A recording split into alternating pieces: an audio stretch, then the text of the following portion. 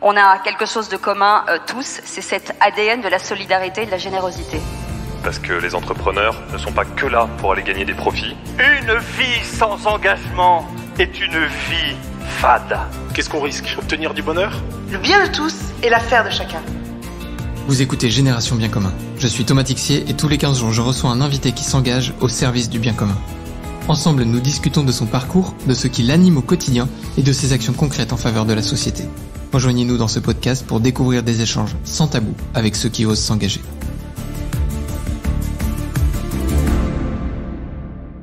Bonjour à tous. Aujourd'hui, j'ai la chance d'être avec Anne Huck. Anne, est-ce que je peux te laisser te présenter ? Oui, avec joie.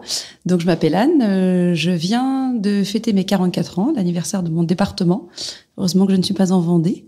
Je suis mariée avec Olivier. On a 4 enfants. Nantaise depuis toujours, peut-être pour toujours, et fondatrice de Providentiel. Excellent. Nantaise depuis toujours, tes parents étaient nantais ? Mes parents sont nés à Nantes. Mes grands-parents, pour une partie, sont nés à Nantes.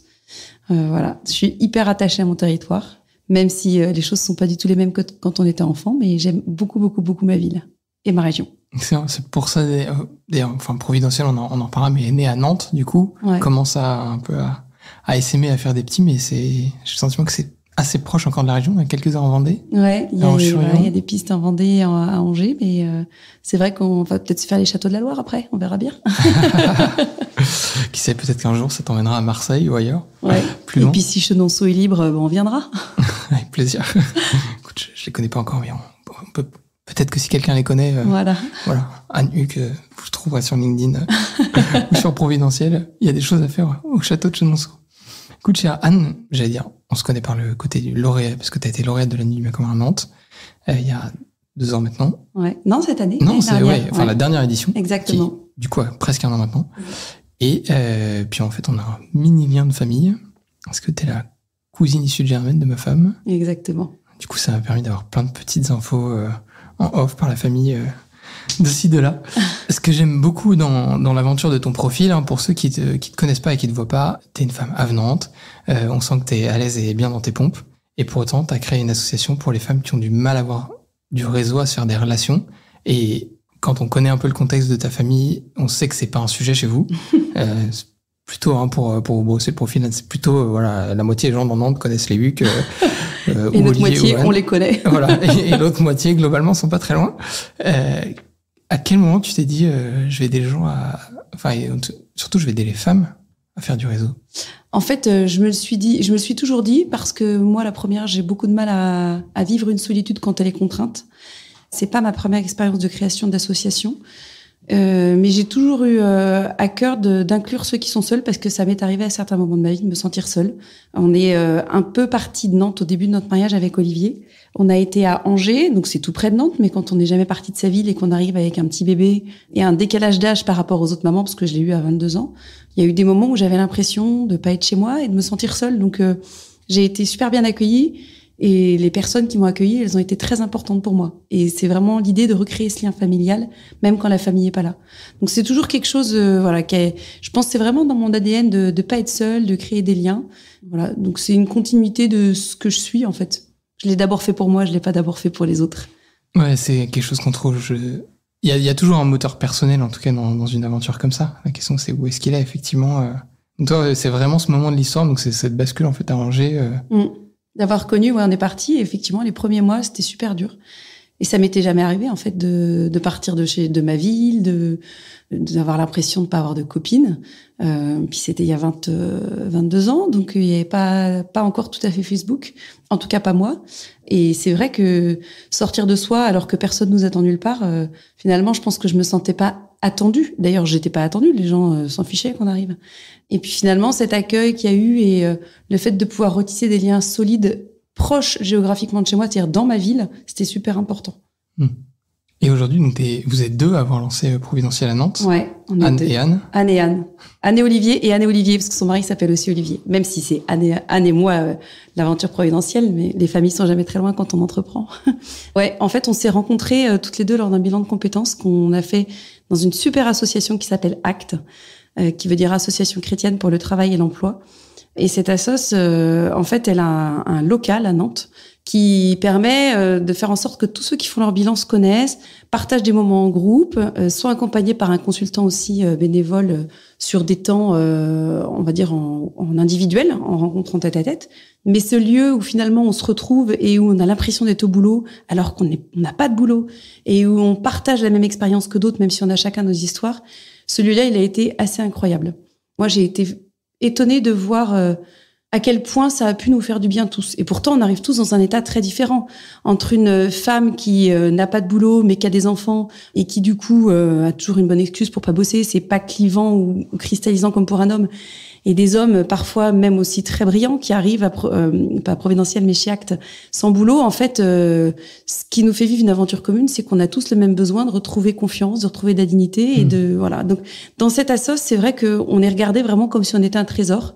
Et cette façon-là d'être regardée, ça m'a fait prendre conscience que ce lieu partagé était vraiment une pépite. Et ce projet de maison providentielle, que j'avais pas encore appelé Providentiel, mais que j'avais déjà écrit il y a longtemps, est ressorti des dossiers en me disant, mais finalement, en fait, moi, ce que je voudrais vraiment faire, c'est un lieu, quoi. Un lieu, au tout début, j'avais envie d'un lieu mixte, gratuit, ouvert à tous, où tout le monde peut venir se sentir aimé, attendu, accueilli. Et puis, il a fallu affiner. Donc, j'ai rencontré beaucoup d'assos à Nantes qui luttent contre l'isolement.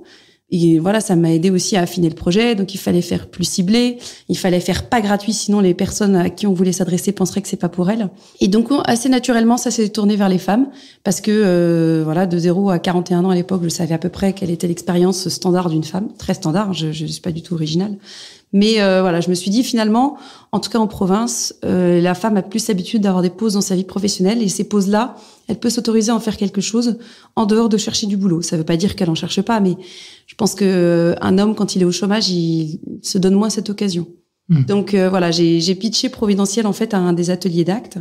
Et puis Anne est venue me voir à la sortie en me disant, mais est-ce que tu peux me montrer ton business plan? Alors ça m'a beaucoup fait rire parce que je lui ai dit, mais en fait j'ai pas du tout de business plan, moi j'y connais rien en compta. Alors elle m'a dit, alors c'est pas de la compta. Donc elle m'a expliqué comment il fallait faire pour rédiger un business plan. Elle l'a corrigé, elle l'a agrémenté. Et puis au fur et à mesure des mois, on a 2 semaines, je dirais, où on a travaillé ensemble ponctuellement. Un jour, elle me dit, Anne, il faut que je te parle. Puis elle avait des entretiens en parallèle. Et je me suis dit, elle va me planter, elle va me dire qu'elle a trouvé un boulot et je serais ravie pour elle, mais je suis un peu dans la mouise. Et puis je me souviens très bien, c'était un café à Talensac. Elle me dit, écoute, Talensac, c'est un marché à Nantes. Talensac, voilà, c'est un marché à Nantes, le marché de Nantes, le grand marché. Elle me dit, écoute, je voudrais savoir si je peux bosser avec toi tout le temps. Alors je lui dis, est-ce que tu es consciente que là, tu es en train de me demander un boulot gratuit, en fait? Enfin, moi, évidemment que je suis partante pour qu'on fasse ensemble. Enfin, si je le fais, c'est aussi pour pas être toute seule, parce que la solitude, vous l'avez compris, c'est pas du tout mon truc. Donc, j'ai été hyper contente. Et de là est vraiment parti le décollage, c'est vraiment fait de façon très concrète, puisque, on était 2, que Anne, elle structure énormément les choses, ce qui permet d'avancer beaucoup. Après, on a eu le confinement. Donc, pendant le confinement, j'ai passé beaucoup de temps au téléphone à parler du projet. Et puis, à la fin, quand le confinement s'est terminé, j'ai eu l'impression un peu comme un jongleur qui doit ramasser toutes les balles au sol. Et là, je me suis dit, mais qu'est-ce que t'as fait? Tu t'es vraiment emballé? Donc là, j'ai eu vraiment très peur. Et je suis d'une nature pas du tout sereine.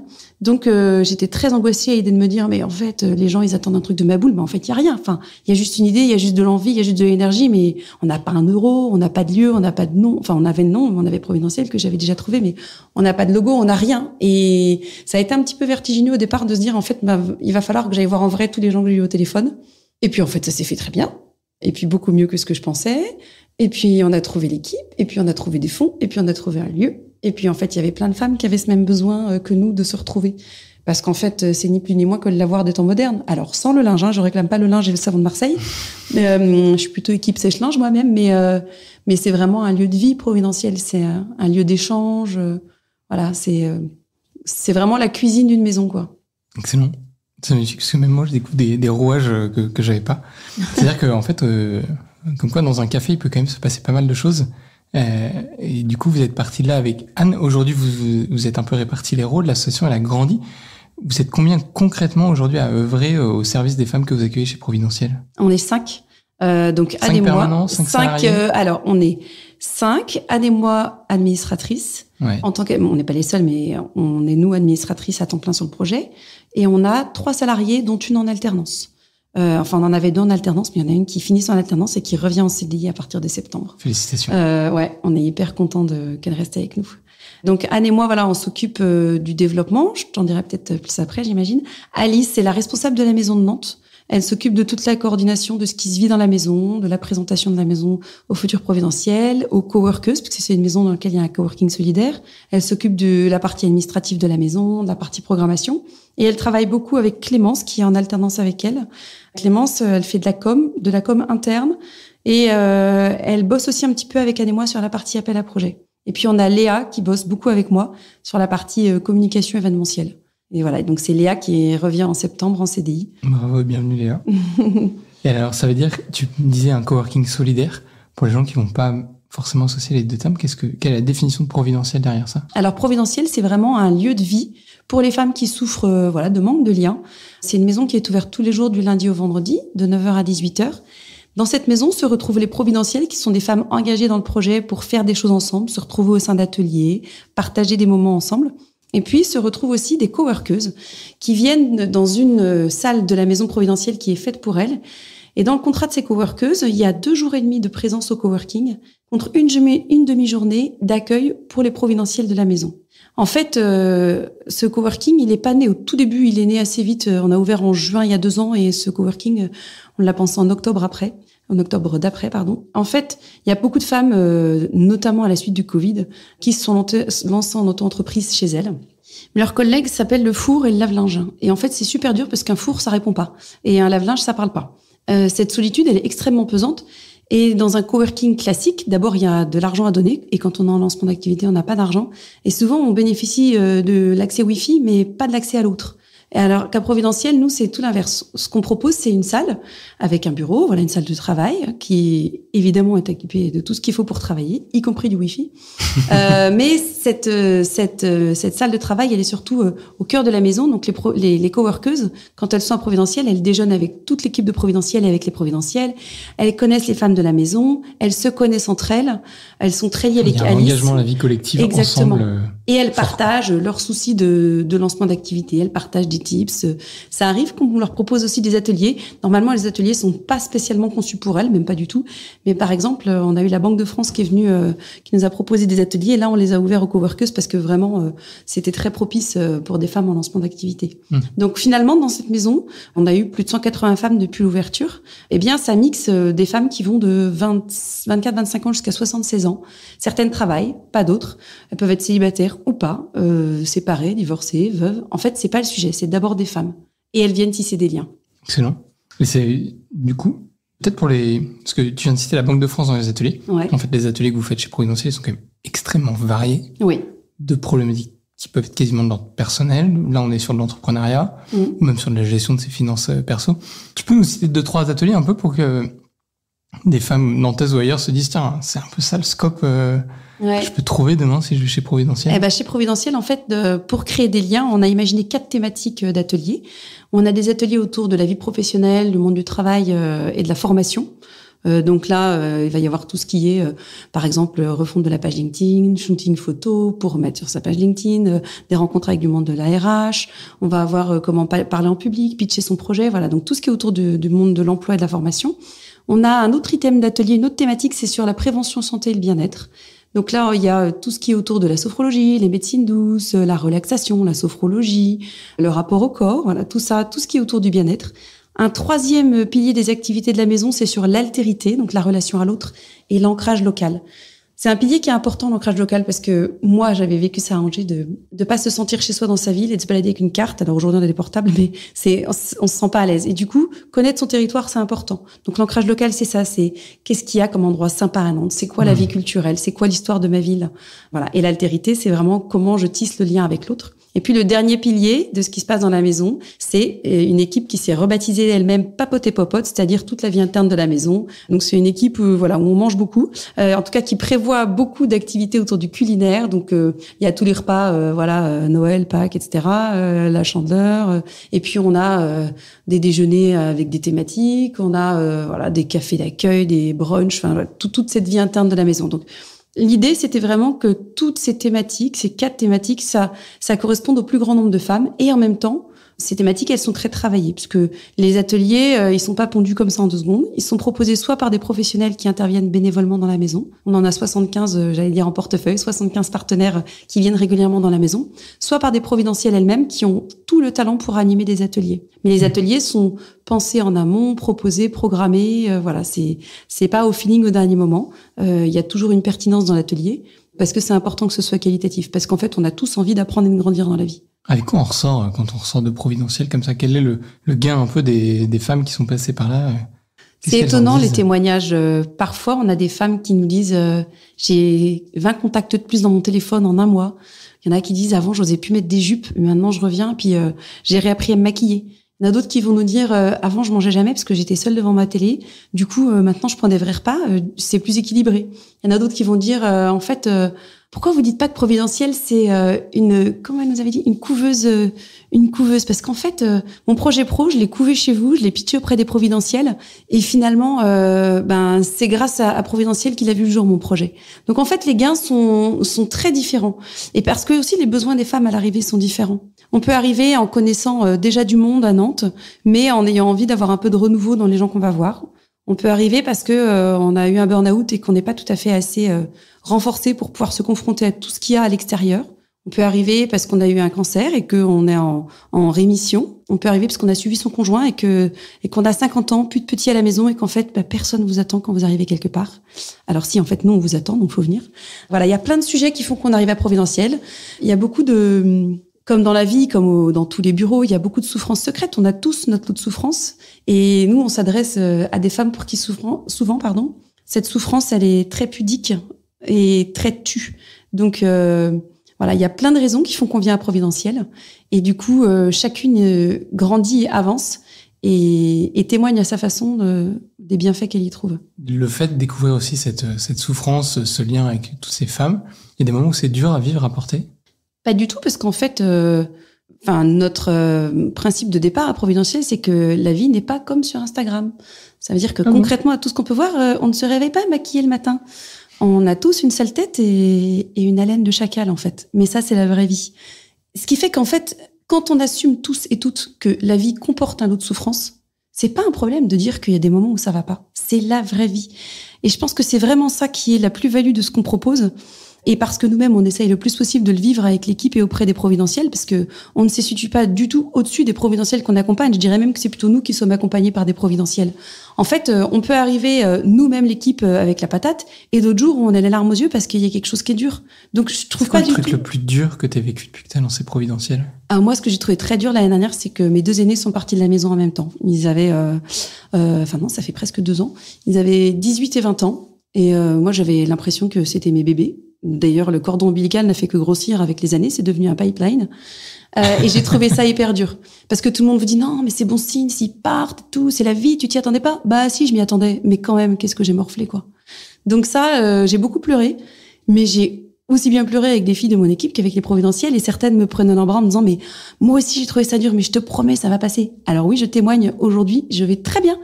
Et j'ai déjeuné aujourd'hui avec mon fils qui est parisien et je suis super contente. Mais oui, en fait, ça c'était la chose la plus dure. Après, il y a d'autres choses qui peuvent être hyper joyeuses aussi. Donc, on se partage tous les bons, les mauvais moments, mais on fait pas semblant. Ça, c'est essentiel. Il y a un vrai lien et on ose aussi partager les montagnes russes de la vraie vie, quoi. Ouais, exactement. Et quel que soit notre profil, à Providentiel, on a des profils super variés.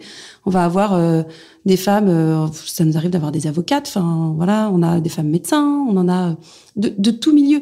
Et on a aussi des femmes qui viennent, qui n'ont jamais bossé, d'autres qui sont a priori victimes de violences conjugales. Nous, on le sait pas tout de suite, elles le dévoilent petit à petit et à qui elles le veulent. Donc en fait, c'est un petit peu la joie et le mystère de la rencontre. Les femmes viennent à Providentiel sans aucune étiquette. On ne veut pas d'étiquette, on ne leur en mettra jamais. On vient pas parce qu'il faut avoir coché une case du « j'ai suffisamment morflé ». Sûrement pas. On peut même aller très bien et venir à Providentiel. Et c'est le cas d'un bon nombre de femmes qui viennent. On vient juste parce qu'on est une femme et qu'on a envie de rencontrer l'autre avec un grand A. C'est ça le point de départ. C'est touchant parce qu'en fait, c'est l'une des rares associations que j'ai rencontrées où le point de départ est pas une... J'ai le mot souffrance qui vient, c'est pas tout à fait le mot juste, mais un écueil de vie, une vague de vie un peu rude en fait. En fait, on en a tous, et qu'on soit bénéficiaire d'une structure ou créateur ou fondateur, qu'on soit PDG d'une grosse boîte ou à la chaîne au montage, on a tous des moments de la vie qui sont difficiles. Je pense que c'est une utopie de penser que tous ceux qui sont en haut de l'échelle sociale n'ont pas de difficultés. Pas du tout. Je dirais même que parfois leur plus grande difficulté va être de dire que malgré tout l'argent qu'ils ont et toute la réussite, ils en avalent des ronds de chapeau. Donc en fait, effectivement, c'est vraiment un choix d'un postulat de départ. Je ne voulais pas faire une association, créer une structure où il y ait besoin de justifier d'un certain nombre de souffrances pour pouvoir venir. C'était important, on vient comme on est, c'est comme chez McDo. McDo, c'est le meilleur slogan de la planète. Le nombre de gens que j'entends réutiliser ce slogan. Très très bonne idée de l'équipe com.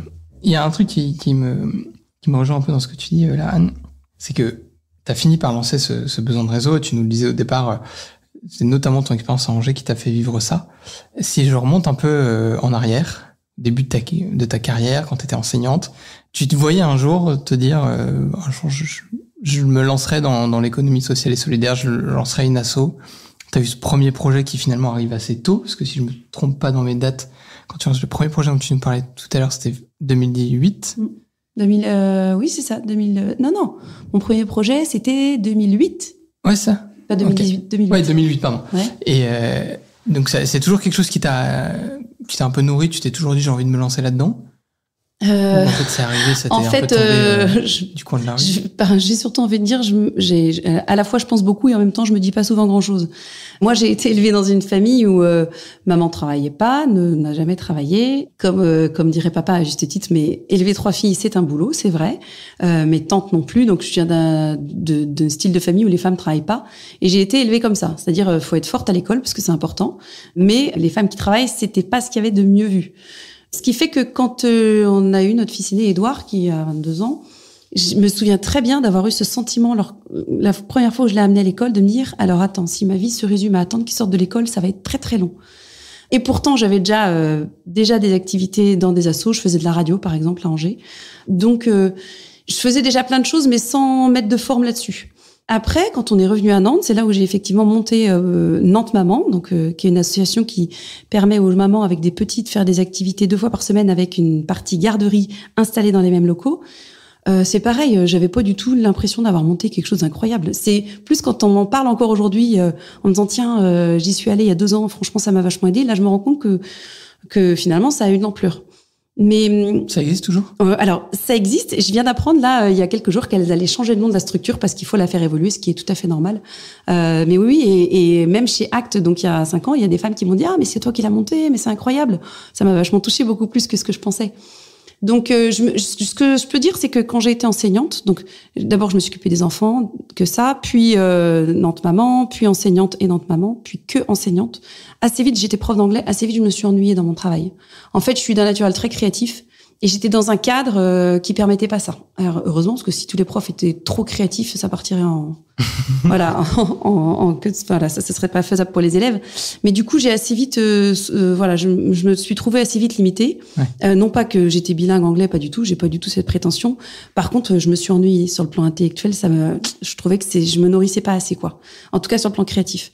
Et c'est vrai que quand je suis venue chez Act, en fait, il y a plein de tableaux qu'on fait dans tous les sens pour mettre par écrit ce qu'on a fait dans la vie. Et moi, il y avait plein de choses qui se mettaient sur ce tableau qui n'étaient pas du domaine professionnel, c'est-à-dire organiser une fête de famille pour 100 personnes, des choses où moi ça me paraissait normal de faire ça. Je voyais pas où était la difficulté. Par contre, Excel, je suis une quiche, quoi. Donc pour moi, c'est les gens qui travaillent, c'est les gens qui savent jouer sur Excel.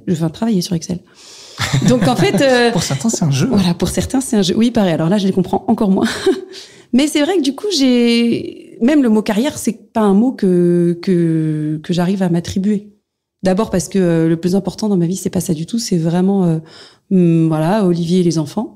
Mais je dirais oui, ouais, j'ai pas comme ambition de construire quelque chose pour moi, peut-être parce que j'ai l'image qu'une carrière ça se construit pour soi, et là ce serait dévoyé parce que c'est sans doute pas ça. Par contre, je me suis souvent dit que j'avais envie de laisser quelque chose de moi après ma mort sur Terre. Je pense qu'en fait je suis une grande angoissée de la mort, et donc je me dis souvent je voudrais pouvoir laisser quelque chose de bien après moi. Une question d'héritage un peu. Une question d'héritage, une question d'amour avec un grand A aussi. Quand j'étais petite, j'avais beaucoup d'admiration pour Mère Teresa. Et alors, quelquefois, je me disais, bon, allez, je mets mon réveil à sonner à 3h du matin pour prier. Je l'ai jamais fait. Je suis absolument pas faite pour être religieuse. Mais elle avait cet amour inconditionnel du plus petit qui me fascinait. Et je pense que, Dieu sait si j'ai pas les codes. Par contre, je pense que j'ai la chance d'être un bon entonnoir de l'amour du Christ pour les autres, si je peux m'exprimer ainsi. Donc, en fait, ça, c'est quelque chose qui est important pour moi. Tout l'amour que je peux faire passer, il ne fait que passer par moi. J'en suis ni la propriétaire, ni l'émettrice, on va dire. Et du coup, j'ai pas l'impression à Providentiel de le faire en travaillant. Je vois bien que ce qu'on fait, c'est sérieux, c'est qualitatif. C'est très important que ce soit qualitatif. Les femmes qu'on accueille sont hyper importantes, sont vraiment, elles méritent qu'on prenne soin d'elles et qu'on le fasse bien. Mais j'ai jamais l'impression d'aller au travail. Jamais. Pour ceux qui n'ont pas juste Mère Teresa, donc c'est une sainte de Cato, qui était à Calcutta en Inde, et du coup qui s'est aidé, qui a accompagné et qui a vécu avec son ordre religieux auprès vraiment des plus pauvres, des plus démunis, des plus malades. Les gens effectivement, de la rue, elle a une vie assez extraordinaire, très détachée du matériel. Et ça me fait penser à un point, ce que tu dis là. Tu disais au début, le plus important c'est Olivier et les enfants. Comment tu vis l'aventure providentielle justement avec Olivier ? Ah ben, je la vis avec lui à 100%. Si c'était pas lui le premier à avoir porté un regard enthousiasmant sur l'idée que j'ai eue, je l'aurais jamais fait. C'est vraiment une aventure familiale. Hein. Les enfants savent très bien ce que c'est, on en parle très souvent, ils like, ils participent, ils posent avec des t-shirts, ils m'encouragent. Là, je prépare un gala de charité pour la rentrée. Thomas, mon fils qui est à l'école Boulle avec qui je déjeunais, me disait non mais attends, faut que je te trouve des trucs là avec les créateurs parisiens. Enfin, c'est vraiment un autre sujet de partage familial, on va dire. Je me serais pas du tout vue le faire toute seule dans mon coin, j'aurais pas pu. Puis dans les moments de découragement, je me serais arrêtée. Et puis c'est quand même pour le coup un choix familial aussi, parce que qui dit créer une association dit pas gagner sa vie, il faut le savoir. Hein. Donc en fait, parce que je suis administratrice, je serai pas salariée de la structure. C'est un choix, sans doute parce que j'ai encore un très gros ego et que j'avais encore envie de rester complètement maître à bord. Et puis que Providentiel, c'est encore très jeune, donc l'ADN, c'est encore Anne et moi qui l'avons. Du coup, on n'est pas salariés. Mais c'est vrai que c'est un choix qui est familial, parce que forcément, ça entraîne des choix de budget familiaux. Alors, j'ai jamais été le premier revenu de la famille, ça se voit bien. Mais ça veut dire quand même que ils sont tous partie prenante derrière. Voilà, Olivier, il a une capacité aussi à tisser du réseau, à convaincre. C'est un homme de cœur, il le fait. Le nombre de mises en lien qu'il a fait, et parce que je pense que s'il avait pu se le permettre, il aurait sûrement monté aussi un projet comme ça, de ce genre. Donc pour moi, c'est vraiment essentiel de le faire avec eux. Un jour, tu montrais un truc avec lui en direct ? Sans doute. Et avec tes enfants, tu penses ? Ah bah oui, forcément. Ouais, si on le fait avec Olivier, on le fera avec eux. Trop drôle. Ouais. Et t'as des idées de projet un peu ? Il y a des trucs qui gravitent ? En fait, je me dis que j'ai voulu avec mon âge. Quand je serai vieille, peut-être qu'on fera des béguinages solidaires pour pas vieillir tout seul chez nous. C'est vrai que quand tu donnais l'histoire, je me dis, il y a quand même un fil rouge qu'on voit assez vite, je trouve. Mais c'est peut-être le regard extérieur aussi sur l'histoire. Mais tu passes du côté enseignante avec les enfants. Il y a les enfants, les mamans. Ensuite, tu tires le fil, ça devient les mamans. Ouais. Il y aura une certaine cohérence, effectivement, à ce que tu finisses dans des béguinages dans quelques années. Ouais, je pense qu'on sans doute on fera quelque chose. Après, Olive, il a été à Compostelle, il l'a fait en entier, donc il aime beaucoup les chemins de Saint-Jacques. Il nous a fait découvrir ça.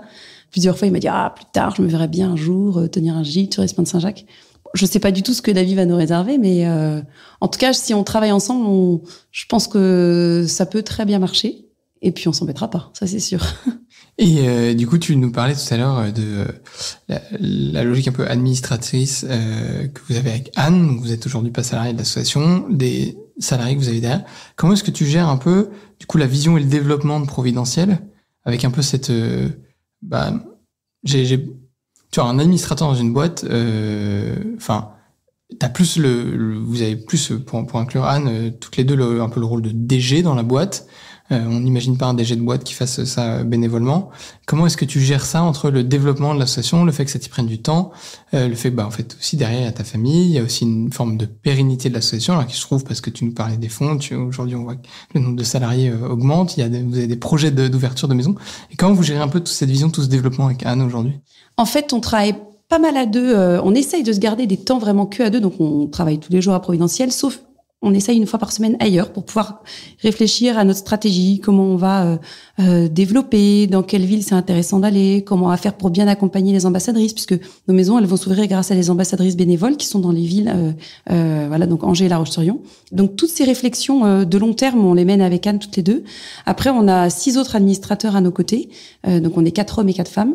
On les rencontre très régulièrement, donc les choix de développement et de stratégie et la validation financière de nos charges, tout ça c'est vu en équipe, en CA. Et puis après, on a une posture effectivement avec notre équipe, une posture d'employeuse, même si c'est un terme avec lequel j'ai un petit peu du mal. Et j'ai sans doute du mal parce que moi, je suis pas très carrée, donc j'ai parfois d'ailleurs sans doute pas toujours le bon rôle le meilleur rôle d'employeuse, parce que je pense que je suis pas la très bonne manageuse de l'équipe. Parce que je suis moi j'ai tendance à dire oui à tout le monde va en fonction des goûts, je peux être amenée à me dire bah oui on va travailler là-dessus, etc. Alors que Anne est beaucoup plus carrée, beaucoup plus cadrée, donc heureusement elle est là pour plus temporiser. Mais c'est vrai que on a à la fois à assurer le développement, à la fois à assurer le suivi d'ouverture des autres maisons, à pérenniser le côté financier, et puis on a aussi à accompagner la maison de Nantes, parce que la maison de Nantes elle est jeune, et nos bureaux sont au sein de la maison de Nantes, qui est une grande richesse pour nous, parce qu'on peut échanger au quotidien avec ce qui se passe dans la maison. Donc les remontées terrain on les a tout de suite. Voilà. Donc en fait on a avec Anne des charges de travail très différentes. Anne s'occupe de la partie administrative, juridique, financière et RH. Et moi de la partie communication, événementielle, partenariat. Donc en fait, on a 2 missions très distinctes. Et puis on a des choses qu'on fait en commun, comme la stratégie, comme l'accompagnement de nos ambassadrices. Mais après, quand on a besoin, elle sur sa partie financière, moi sur ma partie partenariat, d'aller chercher de l'étayage, eh bien on fait appel aux administrateurs qui nous aident à réfléchir, à grandir, à nous poser les bonnes questions, à trouver les bonnes réponses, à faire marche arrière s'il faut faire marche arrière, et 2 pas en avant quand il faut faire 2 pas en avant. Excellent. Il y a un truc, tu parlais des partenariats. Tout à l'heure, tu m'as dit que la maison de Nantes, du coup, elle a été meublée par Maison du Monde. Ouais. Comment on réussit à faire ça? Comment on embarque une boîte comme ça en faire du mécénat en nature? C'est toujours une histoire de réseau, en fait. Il se trouve que quand on a monté l'équipe, une femme de notre équipe, qui est rentrée dans l'équipe, à la base, j'étais pas allée la voir pour ça, j'étais allée la voir sur les conseils d'Olivier. Cette femme me dit, en fait, elle s'appelle Marie-Jo. Marie-Jo me dit, en fait, j'ai pas juste envie de t'aider là, j'ai envie de faire partie d'équipe. Et Marie-Jo, elle avait un copain qui travaillait chez Maison du Monde. Et du coup, ça s'est arrivé comme ça. Donc, Maison du Monde, c'est une boîte qui est à côté de Nantes, à Vertou. Donc là, il y a le showroom. Donc, ils reçoivent tous les jours, surtout avant le Covid, ils recevaient énormément de prototypes tous les jours. Et en même temps, tous les jours, il faut évacuer parce que les prototypes arrivent et ils ont besoin de les voir pour savoir s'ils vont les mettre en catalogue. Donc à Nantes, il y a tout ce qui est petit matériel, petit mobilier, décoration, vaisselle, etc. Donc on est allé plusieurs fois remplir nos coffres avec plein de matériel pour équiper la maison. Et puis un jour, le directeur de la RSE me dit, écoute Anne, j'ai des meubles pour toi, je peux te meubler la maison, on a aussi des meubles. Le seul problème, c'est que c'est à Aix-en-Provence. Enfin, il m'a pas dit le seul problème, il m'a dit, mais ils sont à Aix-en-Provence. Et moi, je lui ai dit, mais je n'ai pas de camion et pas d'argent pour ça. Et là encore, le réseau fait que il y a une autre femme de l'équipe qui a dit, mais moi, j'ai un copain, il nous paye le transport. Donc, on a 2 semi-remorques qui sont remontées d'Aix-en-Provence à Nantes avec tous les meubles. Extraordinaire. Ouais. Franchement, merci Maison du Monde et exactement. la RSE. Ouais. Et puis après, comme on a eu la chance de bénéficier de ça et qu'en fait, ils ont aussi besoin d'évacuer leurs meubles. De temps en temps, je suis contactée par des assos, par exemple le village de François qui m'avait dit, tiens, comment on peut faire, comment t'as fait? Donc, on file pas tout son réseau comme ça, mais de temps en temps, c'est bien de pouvoir partager les bonnes initiatives et les bonnes idées, parce qu'ils rendent service à plein d'assos, notamment dans le sud. Et eux aussi, ça leur permet d'évacuer. Les meubles, c'est beaucoup du retour client, le client qui change d'avis au dernier moment, pas du prototype.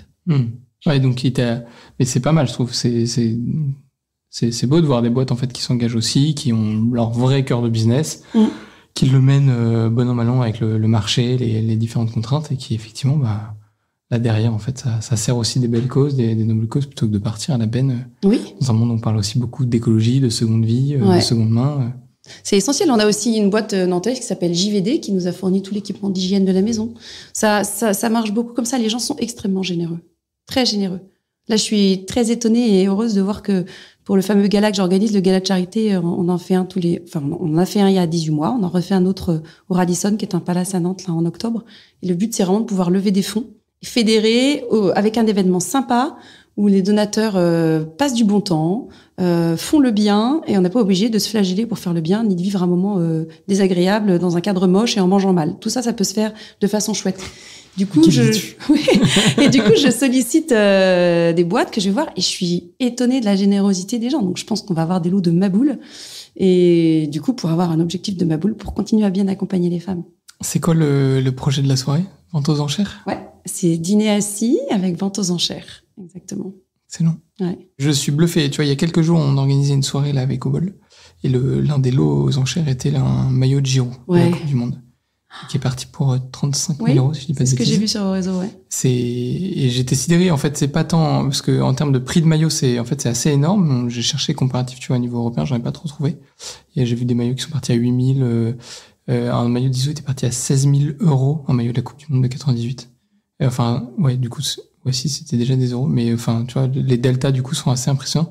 Et ouais, quand t'as des belles causes, en fait, les gens peuvent s'engager, la logique de la vente aux enchères permet aux gens d'acquérir à la fois un objet et en même temps de s'engager pour une belle cause, une noble cause qui fait parfois monter les prix bien au-delà de la valeur réelle du produit, mais au service de la cause et de l'engagement. Ça, c'est très beau. Ouais. Et puis, c'est vrai que les gens sont... Enfin, l'année dernière, ça s'était vraiment bien passé. On avait passé une super soirée. Vous aviez levé combien l'année dernière? On avait levé, alors, à notre échelle, c'était beaucoup, mais par rapport au maillot, rien du tout. Mais en une soirée, on avait levé 15 800 euros.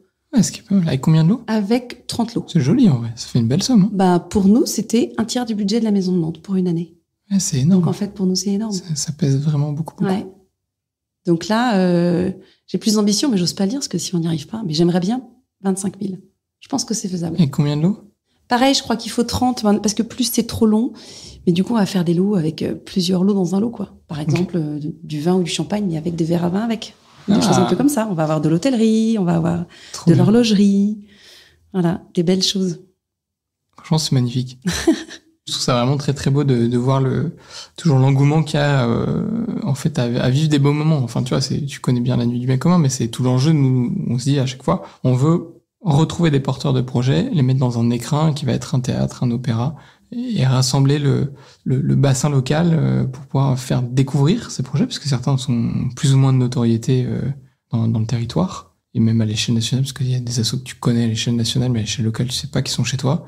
Et puis il y en a qui existent finalement qu'à l'échelle locale, et enfin, je pense à toi sur Angers aujourd'hui, c'est vraiment ce que vous vivez. En soi, Providentiel existe à Nantes, mais pas encore à Angers. Et vous avez pas encore, mais je vous le souhaite, un rayonnement où quelqu'un arrive, si, Providentiel, je connais très bien, c'est une petite maison à Nantes. Ça viendra. Alors, on est obligé de rester humble pour le moment, parce que ça arrive souvent que les gens disent, c'est quoi, je connais pas du tout. Ouais, je comprends. Mais c'est beau de voir, en tout cas, effectivement, je te rejoins, la générosité, l'engagement, que ce soit des entreprises, des particuliers, même des gens en termes de temps, d'énergie. Ah oui, je suis toujours très presque émue, et en même temps, tout le monde a envie de faire le bien. C'est pas l'apanage d'une certaine partie de la population. Je pense que on a tous au fond de nous envie de faire le bien. Parfois, il y a des gens, donner du matériel, c'est plus facile aussi que de donner de l'argent, à la fois pour des questions de comptabilité, mais aussi pour des questions de pratique, je pense. Et puis c'est plus concret. Les gens préfèrent savoir que s'ils donnent un canapé, ça va servir à asseoir des gens toute la journée, alors que donner de l'argent, parfois, il y a moins de traçabilité. Ce qui est pas le cas pour des structures comme la nôtre où tout est ultra fléché et surtout on est à taille plus qu'humaine. Mais c'est vrai que c'est très rare qu'on ait des noms. Donc comment t'accueilles un nom? Alors moi je commence toujours par dire aux gens, je vous demande, j'ai le droit de vous demander mais vous avez le droit de me dire non. Et l'autre jour il y a une dame, elle m'a répondu mais arrêtez, j'ai aussi le droit de vous dire oui. Alors, franchement, en tout cas dans l'Ouest, les gens sont tellement sollicités que c'est normal de dire non. Ils peuvent pas dire oui à tout. Ils finiraient par se vider les poches. Et le premier but des gens en entreprise, c'est quand même de faire de l'argent. Hein. Et c'est pas honteux, c'est normal. Tout le monde n'a pas vocation à jouer à Mère Teresa. Donc c'est heureusement qu'il y en a qui disent non parce qu'ils ont privilégié d'autres choses, parce qu'ils ont d'autres problématiques. Après, il faut aussi se poser la question. Si les gens disent non, c'est peut-être que j'ai pas été frappé à la bonne porte. Demander en ce moment à un restaurateur en difficulté du centre de Nantes d'offrir une table, c'est juste une vacherie parce qu'il peut pas. Donc faut faire attention aussi. Faut pas demander aux gens 2 fois de suite. Il faut être stratège, il faut être délicat. Il faut mettre en avant ceux qui se lancent et qui vont pouvoir avoir de la notoriété parce qu'on en a un petit peu.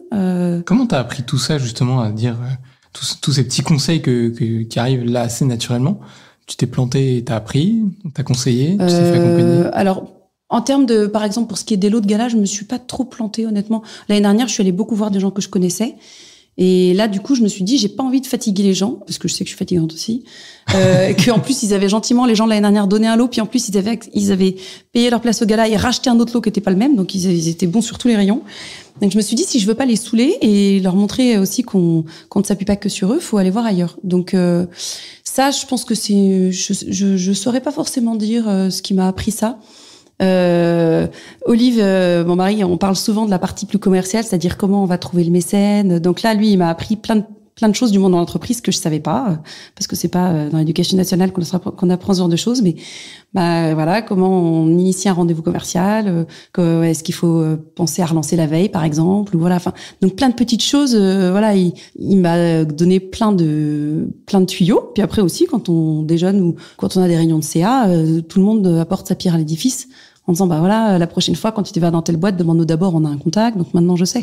Mais aussi, je me suis pris des vents, hein. Je me souviens très bien d'être allée voir le patron d'une boîte qui en fait n'a que des femmes qui ouvrent des rapides coutures. En fait, c'était le patron de Rapide Couture et j'étais allée le voir pour voir si ça pouvait être intéressant de travailler ensemble. Et en fait, il m'a expliqué que les femmes, elles étaient toutes indépendantes et lui, en gros, c'est le directeur de la franchise, mais il s'occupe beaucoup de ces femmes-là et il gagne pas beaucoup d'argent avec son entreprise. Il pérennise le salaire de les structures de ces femmes, il les accompagne, il fait le psy. Donc clairement, j'avais pas du tout assez travaillé mon rendez-vous au départ. Et voilà, j'étais pas au bon endroit, pas au bon moment. Il m'a reçu très gentiment, mais je lui ai vraiment fait perdre son temps. Mais j'ai appris. Je suis repartie avec mes 2 valises sous le bras, un peu comme le commercial. Alors, j'ai pas de valise, mais c'est vrai que on se dit, merde, là, j'ai 2 semi-remorques. Ouais. Et, ouais, c'est dur, hein. C'est très dur. J'admire beaucoup les gens qui sont commerciaux à l'état pur, parce que c'est super dur. Oui, tu prends plus de bâches que tu n'ouvres de portes, généralement. Exactement. Alors, l'avantage, moi, c'est que j'ai rien à vendre. Mais en même temps, un peu quand même, parce que si on n'a pas de mécène, on fonctionne pas non plus, hein. Aujourd'hui, Providentiel, du coup, les coworkers, tu me disais tout à l'heure, leur attribution, leur financement, c'est du coup, cette demi-journée, voilà. C'est du temps. Ouais. Et on a des subventions, un tout petit peu de notre mairie, donc de Nantes, du département, pas mal de la région. Suite à l'avenue de notre présidente de région, Christelle Morancet, elle a multiplié son don par 10 la 2e année. Et puis après, on a du mécénat d'entreprise, on a des fondations. Là, on vient d'avoir une réponse de la fondation Notaire et Breton qui nous accompagne. Oui, j'ai vu le post. Ouais, on est hyper contente. Donc, on a des fonds de dotation, des entreprises. Voilà, c'est beaucoup de temps passé. Dans votre organisation, là, toutes les deux avec Anne, vous portez tous les deux le sujet du coup un peu du fundraising? Non, c'est beaucoup moi. Plus, c'est vraiment parce que Anne, elle fait toute la partie financière pure, toute la partie RH. Et là, je découvre via ce que je vois de ce qu'elle fait tout le boulot que c'est d'être employeur. Donc vraiment la partie appel à projet, elle travaille un peu dessus avec Clémence, mais c'est vrai que principalement c'est moi qui fais. Mais sauf la partie vraiment purement chiffrée où là elle y va parce que c'est vraiment son expertise. Ouais. Toute la partie rédactionnelle c'est moi. Et t'arrives un peu à estimer le temps que ça te prend ou... De toute façon je travaille à temps plein, ça c'est sûr. Mais sur le volet un peu trouver des financements. Trouver des financements. En fait, ouais, je pense que ça me prend la moitié de mon temps. La moitié de mon temps, c'est de la com, l'autre moitié, c'est trouver des financements. Donc, c'est pérenniser le projet, en fait, d'un point de vue financier, quoi. Oui. Parce que, en fait, s'il y avait que la maison de Nantes, on serait, voilà, on a tout à fait les épaules solides pour durer des années. Maintenant, comme notre désir depuis le départ, c'est vraiment de créer un réseau de maisons. Si demain, à Angers, il y a une maison avec un loyer, il va falloir assumer le loyer derrière. Donc, il faut qu'on ait tout de suite de quoi fournir à Angers, à La Roche, s'il y a des travaux. Il y a aussi, pour ces ambassadrices-là, de la levée de fonds à faire en local. Mais c'est important qu'on puisse être un support. T'arrives à transmettre ce volet. Je sais que parfois dans les associations, c'est pas simple. Le sujet du fundraising, il reste un peu tanké au niveau des fondateurs, des initiateurs. Il y a un vrai sujet d'arriver à leur transmettre. Ouais, je pense même au-delà de transmettre, parce qu'il y a des gens où ça va être le métier et tu peux recruter un fundraiser dans ton asso et ça va être ton job à plein temps. Mais aussi d'arriver à le distiller un peu dans les équipes, en fait. Ouais, si. Alors, pour le moment, comme elles sont que 2, donc on en a 4 qu'on accompagne, elles s'emparent assez bien du sujet. Je dois dire que ça veut pas dire que ça pleut l'argent, hein, enfin, que l'argent pleut, mais elles ont pas peur d'y aller. Donc après, entre ne pas avoir peur d'y aller et savoir comment on le fait pour que ça marche, c'est pas pareil. Donc justement, nous on a appris, ils nous ont dit l'autre jour, tiens, on a vraiment besoin là d'avoir plus d'argumentaire pour pouvoir aller chercher des mécènes. Donc elles viennent la semaine prochaine à Nantes, passer une journée toutes les 4. On va vraiment les former à ça. Quels arguments on avance, comment on y va, vers quelle typologie de boîte. Est-ce que si on attend 3 semaines avant de relancer, c'est bien? Non, en fait 3 semaines c'est beaucoup trop long. Donc moi j'ai vraiment envie qu'elles aient une part d'autonomie. D'abord parce que ça nous sécurise, ensuite parce qu'on n'a pas le temps de tout faire, parce qu'on n'a pas leur réseau en local. Et puis parce qu'en fait, je vois bien, moi, je suis fière d'avoir appris à le faire. Elles sont vachement plus intelligentes que moi, elles vont très bien y arriver.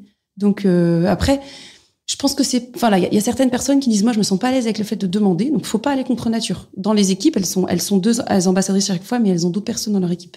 Il faut que ce soit une personne à l'aise dans la com et à l'aise dans le fait d'aller demander qui aille.